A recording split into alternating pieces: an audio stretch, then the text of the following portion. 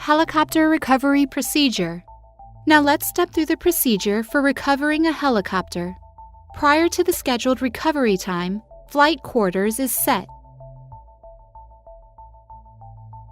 Once the flight deck personnel have arrived on station, the same tasks are performed as those for launching a helicopter. The flight deck nets are lowered and the flight deck lighting is checked to ensure it is working properly.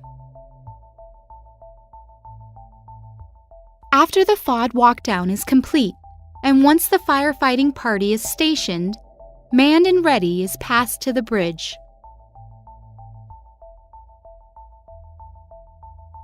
When all preparations are completed, the tower reports to the bridge, ready for recovery. The bridge gives the tower a green deck signal, and green deck is passed over the 1MC.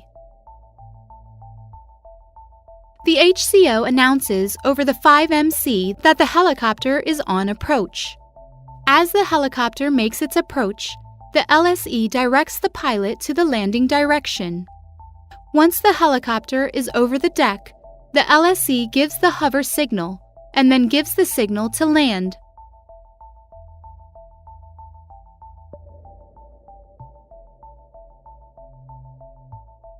When the helicopter has landed, and when requested by the pilot, the LSE signals the chalk and chain personnel to install the chocks and chains on the aircraft.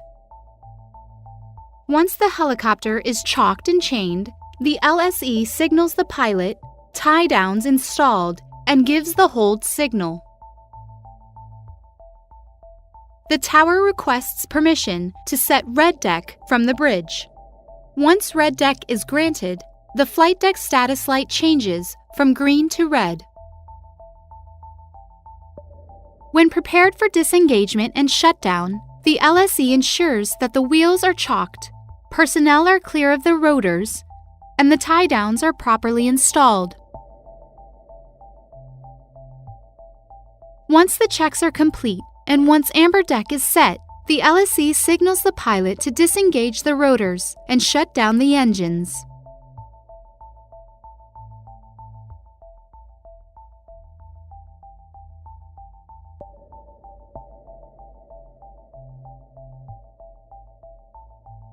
Once the aircraft is secured, flight quarters is secured.